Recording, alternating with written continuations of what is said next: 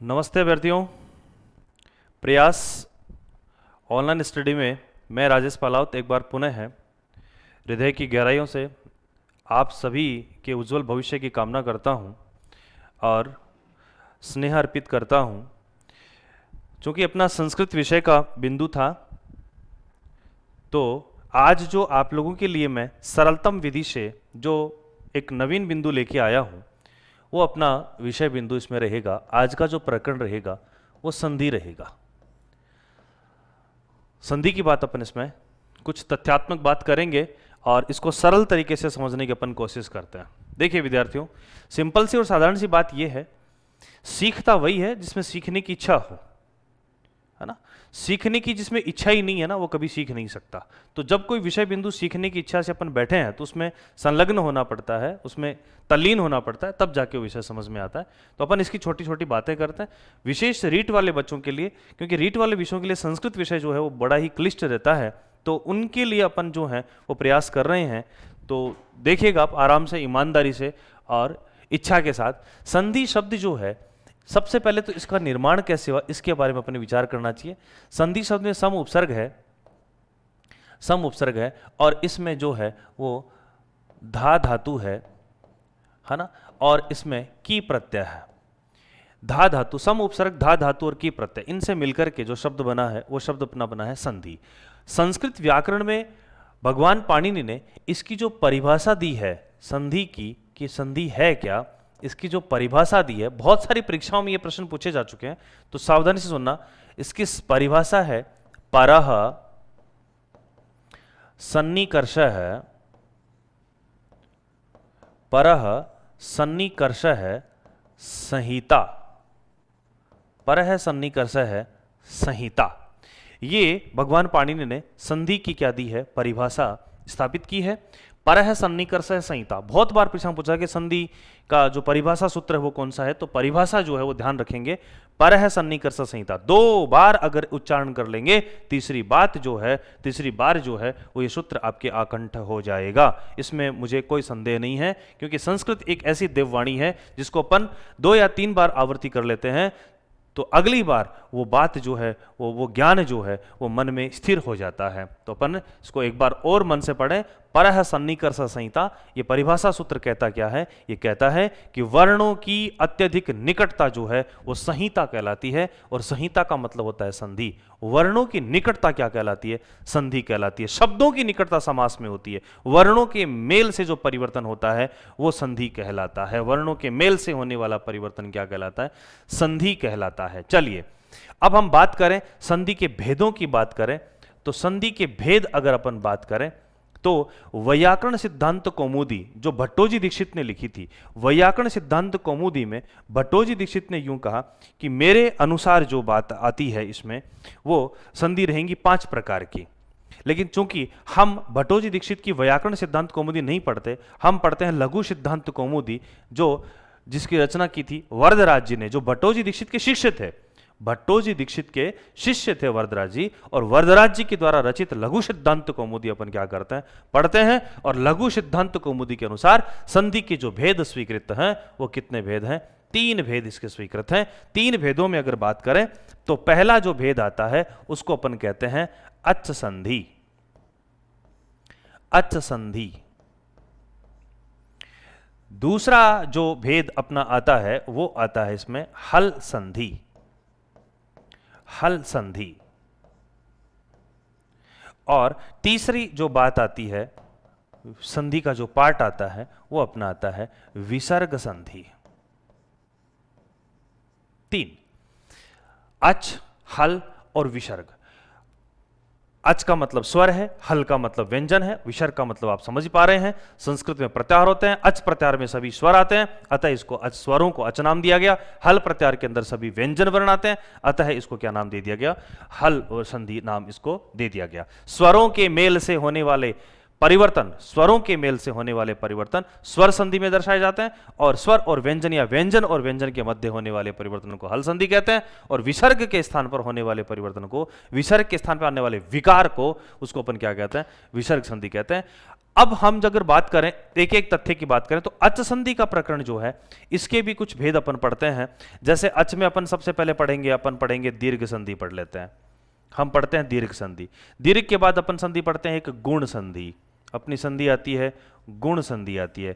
गुण के बाद अपन संधि पढ़ते हैं वृद्धि संधि पढ़ते हैं। गुण के बाद अपन संधि पढ़ते हैं वृद्धि संधि।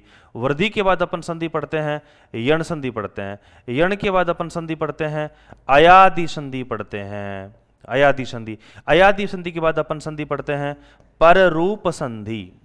अपन संधि पढ़ते हैं पररूप संधि। पररूप के बाद अपन संधि पढ़ते हैं पूर्व रूप संधि। और पूर्व रूप संधि के बाद अपन संधि पढ़ते हैं प्रकृति भाव संधि। प्रकृति भाव संधि। इस प्रकार से अपन जो है वो संधियों की ये 8 भेद जो हैं वो अच संधि में अपन पढ़ा करते हैं, है ना। तो अच में एक तो भेद हो गया, दीर्घ हो गया, गुण हो गया, वृद्धि हो गई, यण हो गई, अयादि हो गई, पररूप संधि हो गई, पूर्व रूप संधि हो गई और अपनी कौन सी हो गई प्रकृति भाव संधि इसमें हो जाती। ये अच के भेद हैं। उसके बाद में हल के भेद भी आते हैं। तो हल के भेद अपन बात करें तो हल में अपन पढ़ेंगे एक इसमें पढ़ेंगे इष्टुत्व संधि पढ़ेंगे। इष्टुत्व के बाद अपन इष्टुत्व संधि पढ़ते हैं। इष्टुत्व के बाद अपन एक जसत्व संधि भी पढ़ते हैं। जसत्व के बाद अपन एक चरत्व संधि भी पढ़ते हैं। चरत्व के बाद में अपन एक लत्व भी कह सकते हैं, लत्व संधि पढ़ते हैं। लत्व के बाद अपन एक अंगमूढ़ागम संधि भी पढ़ते हैं। अंगमूढ़ागम संधि भी पढ़ते हैं। एक अपन इसमें अनुस्वार संधि पढ़ते हैं और एक अपन अनुनासिक संधि पढ़ते हैं। पूर्व सवर्ण और पर सवर्ण इस प्रकार के नाम भी इनमें ही छुपे हुए होते हैं। तो इष्टुत्व, इष्टुत्व, जसत्व, चरत्व, लत्व, अंगमूढ़ागम, अनुस्वार, अनुनासिक संधि जो इस प्रकार के हल संधि के अपन भेद इसमें पढ़ते हैं। विसर्ग संधि के अपन भेद पढ़ते हैं। विसर्ग संधि में अपन बात कर लेते हैं, इसमें एक सत्व की बात कर लेते हैं, एक इसमें उत्व की बात कर लेते हैं, एक इसमें अपन जो है ऋत्व की बात कर लेते हैं, ऋत्व विसर्ग संधि की बात कर लेते हैं। तो सत्व है, उत्व है, ऋत्व है, इस प्रकार की संधि अपन किस में पढ़ते हैं विसर्ग संधि में पढ़ते हैं। तो ये संधियों के कुछ पार्ट हैं जिसको बहुत सावधानी से और बहुत धैर्य से पढ़ना होता है और बहुत ही समझ और बिल्कुल शालीनता के साथ पढ़ना होता है। यूं अगर अपन उठा पटक करने लग जाते हैं और थोड़ी शालीनता खो देते हैं, थोड़ा सा अपन उसमें गंभीरता खो देते हैं, तो संस्कृत जैसा देववाणी विषय जो है वो समझ में आना थोड़ा मुश्किल हो जाता है। तो इसके लिए बहुत ही शालीन व्यक्तित्व होना चाहिए, धैर्य होना चाहिए, सीखने की जिज्ञासु प्रवृत्ति होनी चाहिए। तो ये सारी चीजें इसमें लागू होती हैं। जैसे अपन यूं बात करें कि भी अचसंधि है, तो इस देखो आपको पता है कि संस्कृत जो है वो सूत्रात्मक भाषा है। संस्कृत क्या है? सूत्रात्मक भाषा। इसमें एक भी व्याकरण का ऐसा कार्य नहीं है जो सूत्र से संबंधित नहीं हो, सूत्र के द्वारा जो संपन्न नहीं हो पा रहा हो, ऐसा एक भी कार्य नहीं है। तो इसका मतलब अगर हमें कोई भी कार्य संस्कृत में करना है, व्याकरणात्मक कार्य का अगर अपने को निष्पादन करना है, तो इसके लिए हमें सबसे पहले किसकी आवश्यकता पड़ेगी? सूत्रों की आवश्यकता पड़ेगी। तो हमें सबसे पहले क्या आने आवश्यक है? सूत्र आने आवश्यक है। और संस्कृत में पेपर में बेटा कई बार नहीं, अधिकांश बार यूं होता है कि डायरेक्ट जो है वो सूत्रों से प्रश्न पूछ लेते हैं। यूं पूछ लेते हैं कि दीर्घ संधि का सूत्र क्या होगा। गुण के दो सूत्र होते हैं, गुण संज्ञा विधायक सूत्र होता है, गुण संधि सूत्र होता है। वृद्धि के भी दो हैं, संज्ञा विधायक सूत्र और संधि सूत्र दोनों अलग अलग हैं। यण का क्या है, अयादि का क्या है, पररूप का क्या है, पूर्व रूप का क्या है, प्रकृति भाव का क्या है। और इनके जो अपवादिक सूत्र भी आते हैं बीच बीच में, वो भी इसमें से पूछे जाते हैं, अपवादिक शब्द इसमें से पूछे जाते हैं। तो बहुत ही शालीनता की आवश्यकता होती है, बहुत ही धैर्य की आवश्यकता होती है। दीर्घ संधि की अगर मैं बात करूं इसमें आपको यूं कहूं कि दीर्घ संधि का सूत्र क्या है, तो आपको आना चाहिए कि दीर्घ संधि का जो सूत्र है वो आपको आता है अकह सवर्णे दीर्घः। अकह सवर्णे दीर्घः, अकह सवर्णे दीर्घः, ये सूत्र है इसका।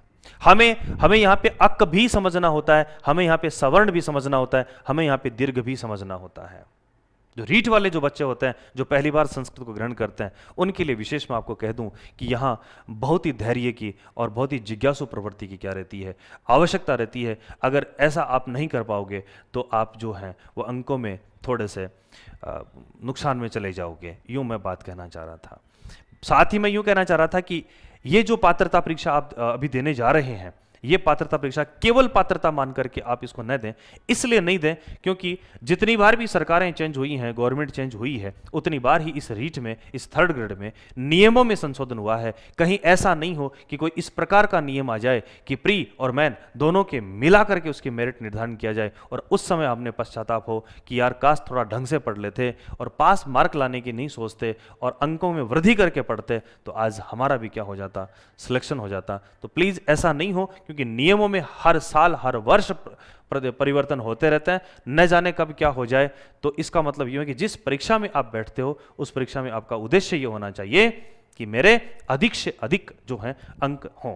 अक है सवर्ण दीर्घ है, यहां पे अक को समझना होता है। अक एक प्रत्याहार होता है, माही सूत्र में आपने पढ़ा होगा अक एक प्रत्याहार होता है और अक प्रत्याहार में कुछ वर्ण होते हैं। जैसे अपन बात करें अक प्रत्याहार में ए होता है, ई होता है, उ होता है, री होता है और री होता है।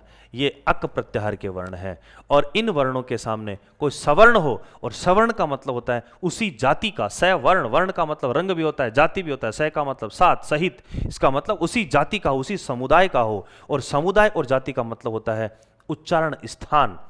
उच्चारण स्थान, जाति का मतलब यहां किससे है, उच्चारण स्थान से। इसका मतलब यूं हुआ कि अक वर्ण के सामने, अक वर्ण के सामने, अक वर्ण, इन वर्णों के सामने अगर कोई इसी ही उच्चारण स्थान का कोई स्वर वर्ण आता है तो इन दोनों के स्थान पे कौन सा हो जाता है, दीर्घ हो जाता है। जैसे मैं बात करूं ए प्लस ए प्लस ए भी कंठ से, ए भी कंठ से, और कंठ और कंठ मतलब ये हो गया सवर्ण, और सवर्ण हो गया तो ए और ए के स्थान पे क्या हो जाता है, दीर्घ। तो इन दीर्घ का, ए का दीर्घ होता है आ, इसको अपन कौन सी संधि कहते हैं, दीर्घ संधि इसको कहा जाता है। इसी प्रकार अपन बात करें गुण संधि, तो गुण संधि में एक तो सूत्र आता है इसका आद गुण है, एक सूत्र आता है आद गुण है, और एक सूत्र आता है अदेंग गुण है।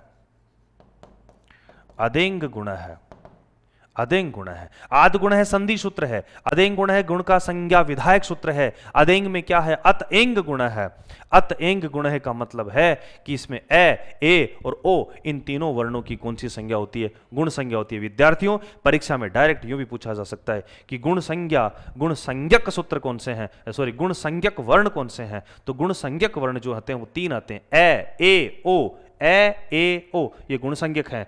आ, ऐ, औ, इनकी वृद्धि संज्ञा होती है। तो आद गुण है, यह गुण का संधि सूत्र है। अदेंग गुण है, यह गुण का संज्ञा विधायक सूत्र है ना। ये ध्यान रखेंगे, कई बार बच्चे सिर्फ आद गुण या अदेंग गुण एक समझ लेते हैं और पूछते हैं परीक्षा में कि गुण संज्ञा विधायक सूत्र क्या है, तो बच्चे आद गुण कर देते हैं, तो गलत हो जाता है। तो थोड़ा इस पे अपने ध्यान रखना पड़ेगा। वृद्धि का भी यही है, वृद्धि का भी यही है। एक तो इसका आता है वृद्धि रेची और एक आता है वृद्धि रादैच।